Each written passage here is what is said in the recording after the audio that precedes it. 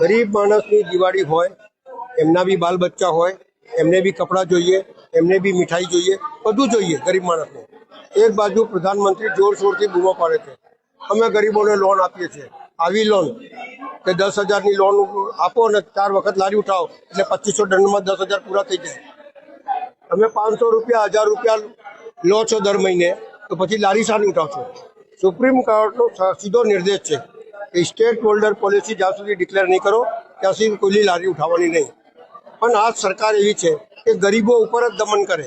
અમીરોની આટલી એન્ક્રોચમેન્ટ કરેલા છે, જગાઓ દબાઈ દીધી છે, લાખો સ્ક્વેર ફીટ જગા કહી દે છે.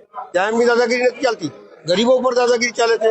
એટલે મારું કહેવાનો ભાવાર્થ એટલો જ હતો કે દિવાળી હોય કે ગમે તે હોય, પણ એમની લારી ઉઠાવશો કેમ 500-1000 રૂપિયા લેતા હોય તો?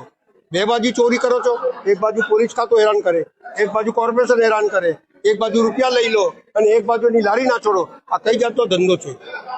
ગરીબોની વાત કરવાનો તમને હક નથી, કારણ કે ગરીબોને જ હેરાન કરો છો, બીજા કોઈને હેરાન કરતા નથી. એની વેદના લઈ એમને સમજાવાયા છે કે તમારી નજરે બધા સરખા છે. એમના મળતિયાઓની લારી નથી ઉઠતી, પણ ગરીબોની લારી ચોક્કસ ઉપાડે છે, એ બી કોર્નરથી. અહીંયા ચારે બાજુ લારીનો એન્ક્રોચમેન્ટ છે તે દેખાતું નથી, પણ દૂરની લારી ઉઠાવે છે. એટલે સત્તાના નશામાં ગરીબોને જે તમે હેરાન કરો છો એની હાય લાગશે. આ સત્તા આજે છે ને કાલે નહીં રહે, પણ ગરીબો તો રહેવાના જ છે અને આગળ આ દેશને આગળ ગરીબો જ વધારશે, એ સમજીને ચાલે.